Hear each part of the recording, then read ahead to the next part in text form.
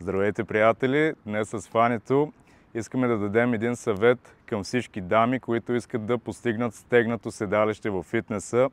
Искам да ви демонстрирам 4, мисля, че бяха 4 грешки, които често наблюдавам в фитнеса, и накрая ще ви демонстрираме всъщност как трябва да го направите правилно.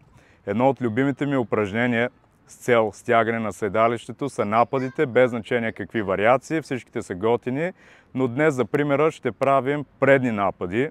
Аз сега ще демонстрирам 4-те грешки и накрая тя ще покаже всъщност как ще изглежда най-добре по правилния начин. Първата грешка, която често наблюдавам, е когато, както казах с примера за предните напади, когато спускат коляното на задния крак, не спускат додолу, а спират тук. И това за мен е голяма грешка, защото вие по този начин реално пропускате най-важната част от упражнението, а именно когато разтягате седалището. Така че, когато спускате, тя накрая ще демонстрира как трябва да изглежда, обаче коляното трябва да го спуснете долу, плавно да докосне земята. Стига да нямате някакви сериозни проблеми с коленете, постарайте се винаги коляното плавно да докосне земята. Грешка номер 2. Правят прекалено малка крачка.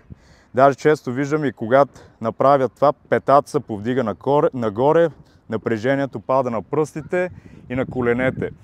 Ако искате наистина хубаво да разтегнете седалището, трябва да направите хубава голяма крачка, за да разтегнете таза. Грешка номер 3. Стойката. Често виждам как горе отпускат тялото, раменете са напред, пригърбени са, винаги гърдите седат изпъчени, корема стегнат, леко сте наведени напред и това е стойката, която трябва да поддържате през цялото време. Грешка номер 4, която наблюдавам, често забелязвам, когато се спускат надолу, коляното започва да тръгва наляво, надясно, не може да го контролират. Винаги трябва да се постараете, където сочат пръстите на краката, натам да сочи и самото коляно. И всъщност се сетих и за пета грешка, като бонус.